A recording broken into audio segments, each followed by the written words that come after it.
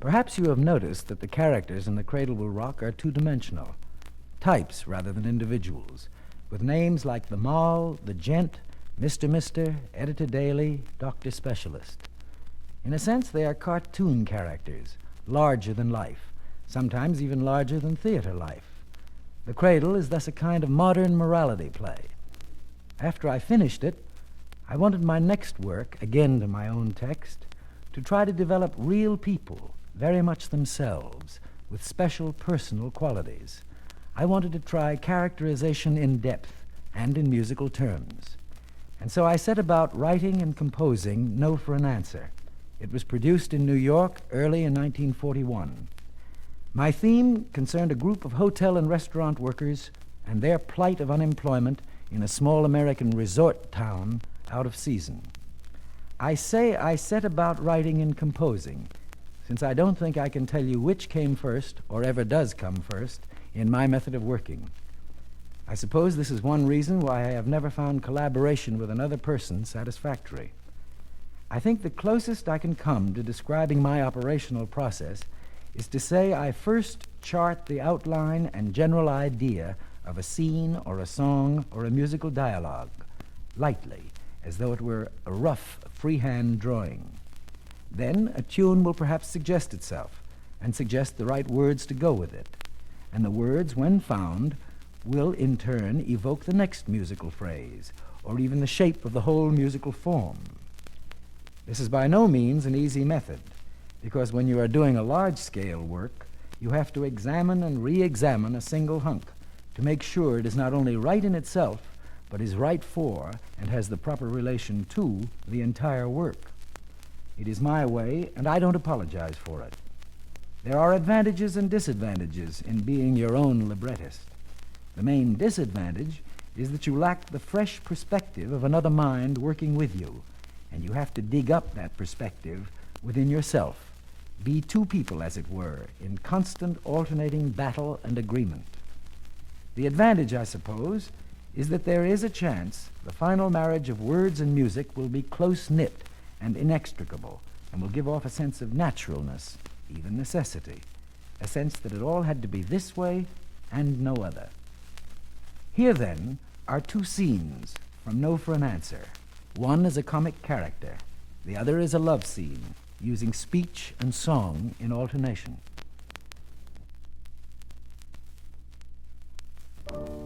I goes up to this rich woman, and right in front of her, I collapses. She says, "Are you one of the people who work here?" I says, "I don't exactly work here. They let me come and rest myself sometimes." She says, "What's the matter? Are you ill?" I says, well, my life." She says, "What's the matter with your life?" So, I tells her. "Madam, I will spare you my tale of woe. You'd sorrow so, your heart would break. There was my darling mother who cursed and drank. One day she sank down in that lake. The lake by her window, and she in bed by liquor lamed. She must have fell out and fell in, she's dead, and still unclaimed. For 10 years we haven't found the body." Madam, I won't tell you about myself. I'm on the shelf, a ruined life. My children in the gutter, in garbage grew. Their mother too, my wedded wife. And me with lumbago and bitten by a special case.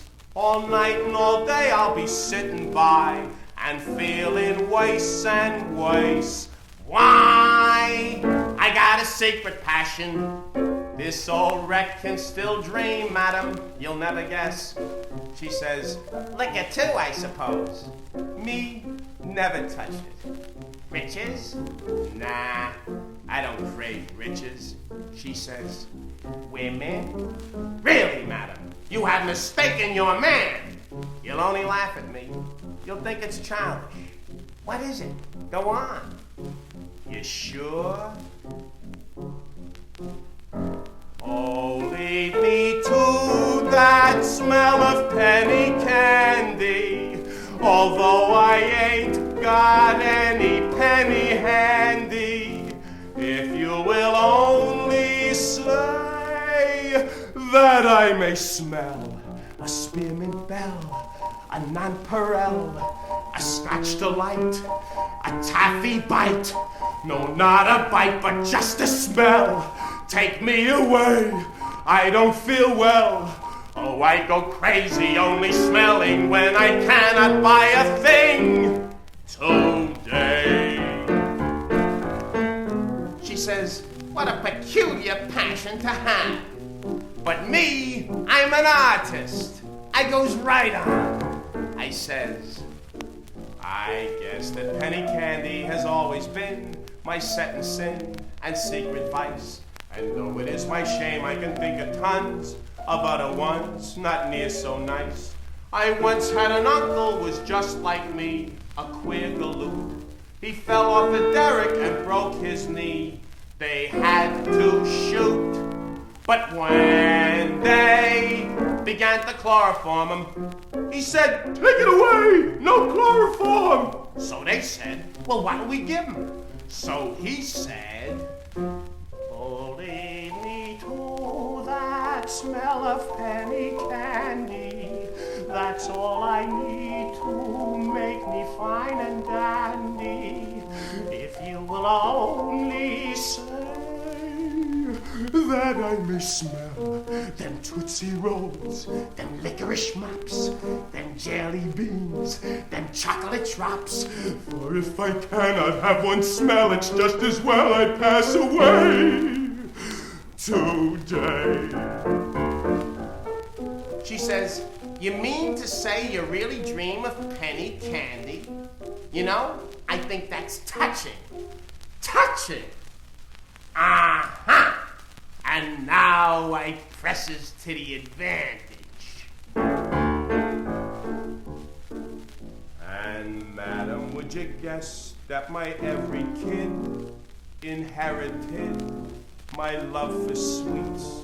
The misery is that I can never try to satisfy the little treats.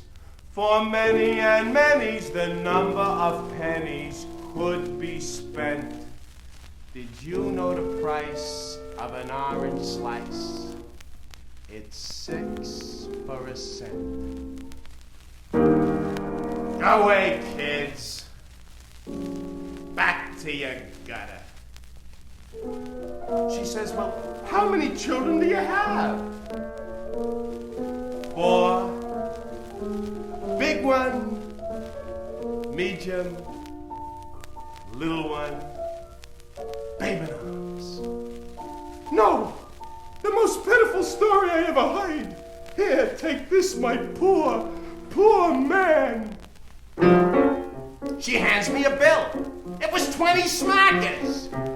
I could have bought out a store of penny candy. But me, I'm an artist. I runs after her. I says, here, lady, take back your money. I'll never forget you. But to me, madam, to me, you're an all-day sucker.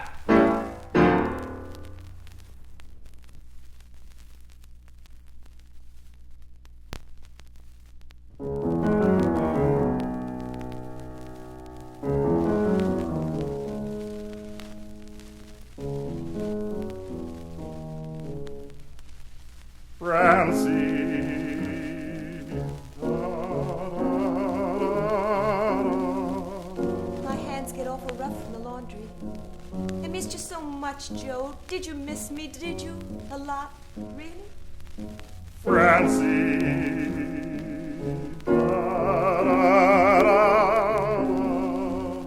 You're so thin. You got awful thin in that place, Joe. Do you have to take that kind of a risk? Joe, promise me, will you? What do you think of that fella Paul? Rich people like that, still sticking around. Francie. I got so much to tell you, Joe. He was away so long. Didn't we have a wonderful time in that bar? Funny, I've never been there before. He's very impressed because you was in jail. Paul, I mean. He keeps begging for a chance to prove he's our friend. Do you really think he's on the level? I guess he does maybe talk a little too much, huh? He says he wants to help with our recruiting for the union. He'll drive us in his own car, he says. He's really a nice fella. What do you think, Joe, when we vote on it next meeting? And when should we start it? The recruiting, I mean. Pretty soon now, huh? Joe, are you listening? Francie, da, da, da, da. Well, should we let him?